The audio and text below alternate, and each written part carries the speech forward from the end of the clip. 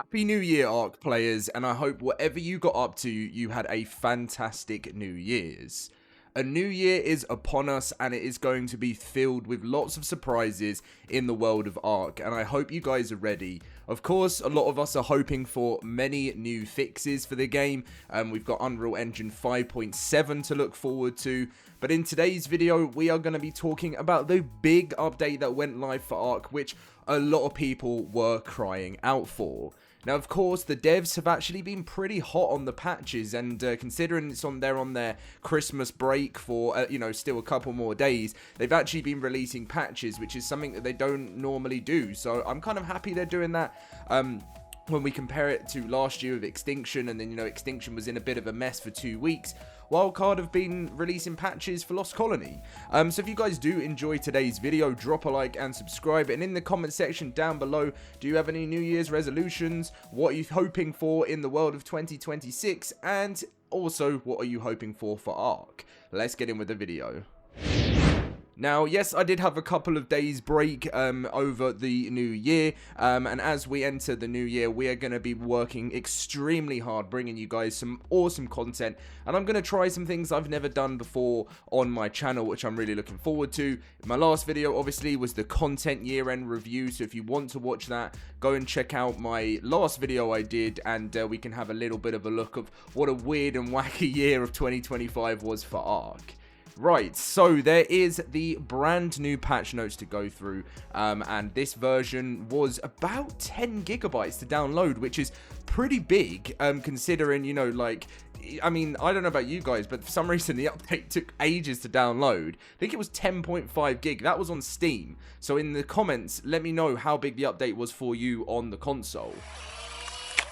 Right, so let's get through into this video. So a lot of the stuff is about thralls, right? So there's been some major issues, around the thralls that have been added into the game. Things with them not spawning, things with their stats going wrong.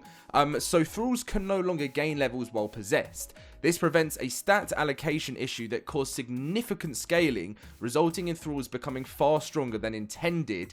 And if you've been playing Lost Colony, you will know they are they were crazily overpowered.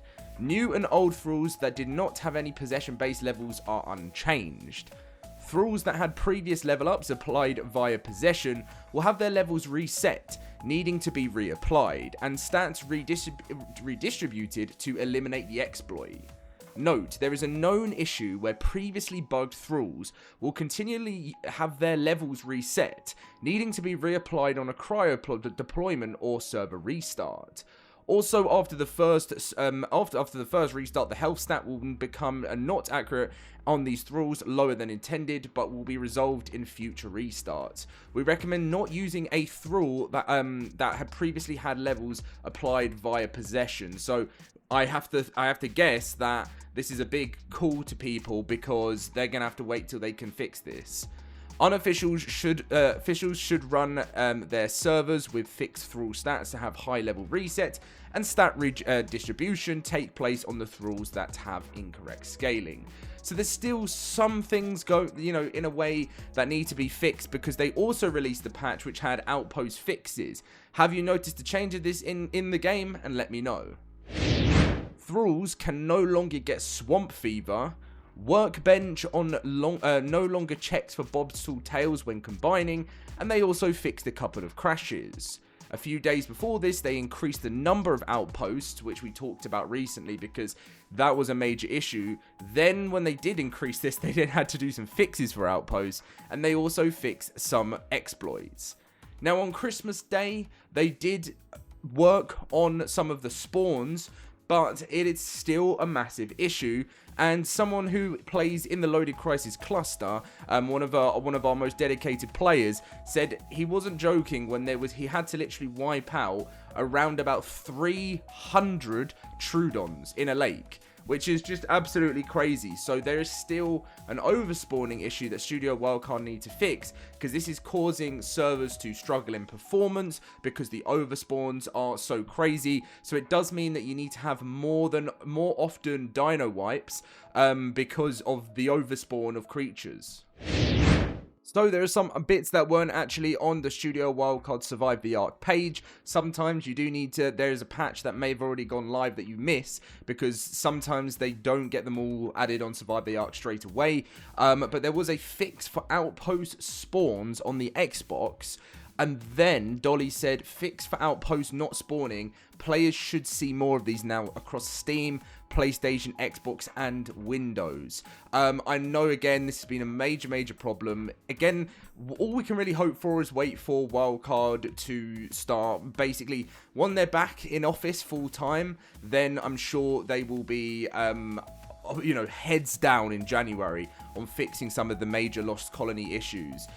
This person did say, thank you, Dolly, I am getting Outpost spawning now, and Dolly put yay. So a lot of the community have seen this being applied, and I'm really glad to hear it, because I did want to up the Outpost spawns on the LoadedCrysis cluster, and we did it a tiny bit, but the reason I didn't go crazy with it is because I knew somewhere down the line Wildcard were going to release a patch, which if I then made the Outpost spawns crazy and then they fixed it and upped it themselves, then that could have caused some serious server performance issues with Outpost spawning absolutely everywhere, to the point the game just probably crashes. So it's a lot of things you got to think there with Wildcard. You know, when a new DLC comes out, there's new stats and settings and stuff. You just got to wait a little bit while they fix things to cause any future problems.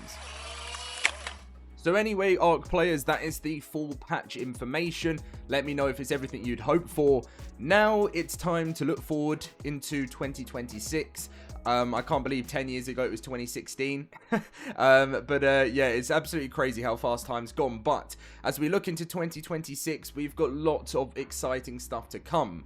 Now, again, a lot of people were saying how come the roadmap has changed so much. And whilst it has changed, it's not actually changed that much. Now, we still need an update from Studio Wildcard on what are not the products for the game. So something that a lot of people have highlighted is this is the product roadmap for ARK. So even though that loads of stuff has changed a bit in the sense of Genesis Part 2 was meant to be coming this year, that has moved to 2027 as they focus on their Star Wars Galaxy Wars DLC. But that doesn't mean we're still not going to see, you know, the likes of Fjorda and stuff in 2026. Because what I'm thinking is Q1, we're going to have Survival of the Fittest, which I am so excited about. And I really hope this comes out pretty much like early January. I think it might be more February, but I just want something new to dive into at the start of the year. I'm still personally enjoying Lost Colony and the changes and fixes that come for that map. But Q2, we then have, which I'm thinking is going to be April, May time, we're going to have the release of Bob's True Tales Part 1, which is Tides of the Fortune, which is Genesis Part 1. And there's going to be a map-sized ocean biome for pirate battles. Then we have ARK World Creator, which is something completely different, where people are going to actually, I don't know, I think this could end up being a paid thing, because it's the product roadmap. Then Q4, we have ARK Dragantopia, which I'm expecting it will be a DLC. I think it will, because they've done a logo for it. And that's the main, I know it's not a lot to go off on, but I do think it will be a How to Train Your Dragon collaboration, but also a DLC, which I think will absolutely fly off the shelves personally. I think people are really looking forward to that. As, you know, it's a massive franchise, and I think people just love dragons in ARK, and I think it will really go down well. But again, that's still missing lots of different months with different content. So I still believe that Fjorda is going to come in December. Again, believe in Wildcard is sometimes a tough thing to always say, but I do feel like there's still going to be that. They've got to be able to complete the game. They've got to complete what was on Evolved before, right? So we're still missing a couple of those maps from Evolved. So once, I do believe Fjorda will come in December. I'm hoping I'm not wrong here, but let's still look forward to a very busy and exciting 2026 for ARK. Thank you guys, have a brilliant start to the year, whatever you're up to, and thank you for watching. See you guys later.